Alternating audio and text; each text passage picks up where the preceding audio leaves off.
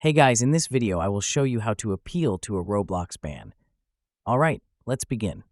First, open either the Roblox app or the website and make sure you are logged into the account that has been banned. Go to the Violations and Appeals section and click on Support. Enter the username of the banned account, then provide your email address. If the account is under 13, you can use a parent's email address and enter it again to confirm. Next, select the device you are using, then choose Moderation as the category. Scroll down and select Appeal Account.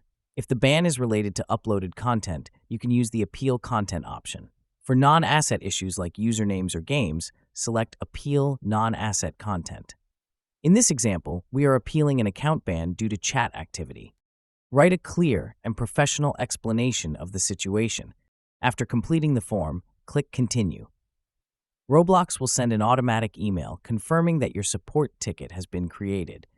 Usually, you will receive a response within 24 to 48 hours regarding the appeal outcome.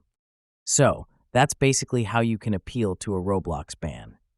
And that's it for this video. If you find this helpful, consider subscribing and giving this a big thumbs up. Thanks.